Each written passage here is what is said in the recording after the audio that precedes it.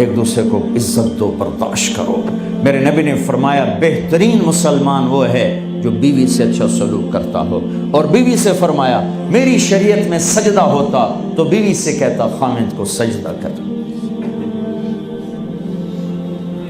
بہترین صدقہ اولاد کی تربیت ہے۔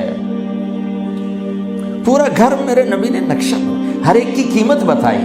ماں تیرے قدموں تلے جنت، کا کاش میری ماں زندہ ہوتی، تم دیکھتے میں کیا کرتا، میں عشاء کی نماز کے مصلی پر ہوتا، میں سورۃ فاتحہ پڑھ رہا ہوتا، ادھر سے آواز آتی میری ماں کی محمد، تو میں نماز توڑ کے کہتا لبیک اماں جان۔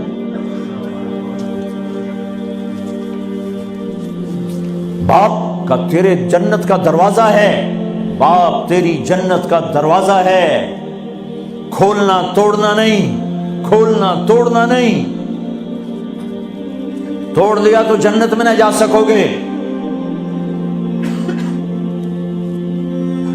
سب سے بہترین مسلمان جو بیوی سے اچھا سلوک کرے، سب سے بہترین عورت جو اپنے خامند کی منشا کو دیکھے۔ پھر آپ نے ایک عجب بات فرمائی جو معاشرے میں بہت بوجھ بنتا ہے جس کا، ہاں بھائی تمہیں ایسا صدقہ بتاؤں جس سے بڑھ کے کوئی صدقہ نہیں، تمہیں ایسا صدقہ بتاؤں جس سے بڑھ کے کوئی صدقہ نہیں۔ انہوں نے کہا جی کیا؟ کہا الابنۃ المردودہ، جس کی بیٹی کو طلاق ہو گئی یا بیوہ ہو گئی اور گھر واپس آ گئی ماں باپ کے، یا ماں باپ نہیں ہے تو بھائی ہیں، وہ ایک بوجھ بنتی ہے ماں باپ پر بھی، اور بھائی تو ویسے ہی باغی ہو جاتے ہیں۔ میرے نبی نے فرمایا اس بچی پہ خرچ کرنا کائنات کا سب سے افضل صدقہ ہے۔ گھر، ایک گھر کیسے چلتا ہے؟ ہمارے ہاں پنجاب سندھ بلوچستان سرحد میں بہنوں کو وراثت میں کوئی حصہ نہیں ملتا، سب بھائی کھا جاتے ہیں۔ میرے نبی نے فرمایا جس کو اللہ نے 2 بہنیں دیں اس نے ان کا حق ادا کیا، شادی کی حق ادا کیا۔ ماں باپ کی وراثت میں سے ہوتا ہے، اگر میں نے کوئی خود کمایا ہے اس میں بہنوں کا حق نہیں، ماں باپ سے اگر 1 روپیہ بھی آیا ہے تقسیم کیا جائے گا۔ جس نے بہنوں کا حق ادا کیا، شادی کی حق ادا کیا، اس پہ جنت واجب ہو گئی۔ جس کو اللہ نے 3 بیٹیاں دی اس نے ان کی ڈولی اٹھائی، وہ جنت میں میرے ساتھ یوں ہوگا۔ ایک بولے اگر 2 ہوں، کہ جس نے 2 بیٹیوں کی شادی کی وہ بھی ایسے ہوگا۔ اللہ بھلا کرے۔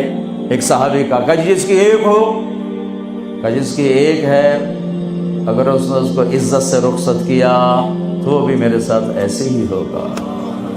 پھر کئی بچیوں کو طلاق پڑی ہے کہ اس کو بیٹا نہیں ہوتا۔ یہاں آنے سے پہلے کا واقعہ، پنڈی سے بچی رو رو برا حال اس کا، میں تو فون سنتا ہی نہیں ہوں ایسے کہ میرا تو کلیجہ پھٹ گیا ہے۔ ہے کہنے لگی کہ سسرال نے کہا تھا بیٹی ہوئی تو طلاق دے دیں۔ میں نے کہا اس میں میرا کیا قصور ہے، اور بیٹی ہی ہوئی اور مجھے طلاق پڑ گئی، اور میں گھر آ گئی 22 سال کی عمر میں۔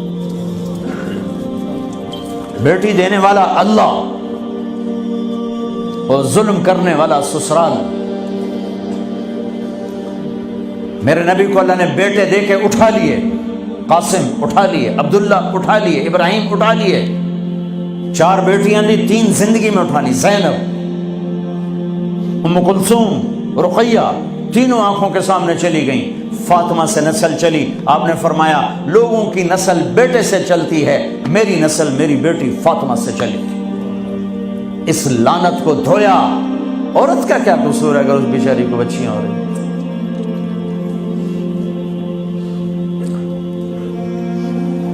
جس نے اپنی بہنوں کو حق ادا کیا، جس نے بیٹیوں کو ڈولے میں بٹھایا، ان کا حق ادا کیا، کہ جنت میں یوں ہو جائے گا۔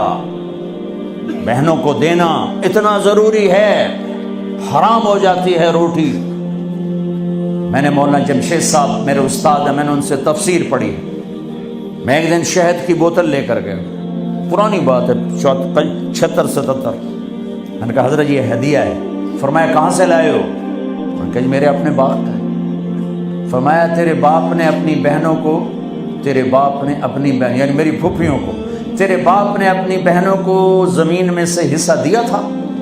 یہ سوال کیوں کیا؟ 10 روپے کی شہد کی بوتل تھی اس وقت، کہ اگر دیا تھا تو یہ میں لے لوں گا، اگر نہیں دیا تو پھر یہ حرام ہے، میں نہیں لوں گا، یہ مطلب تھا۔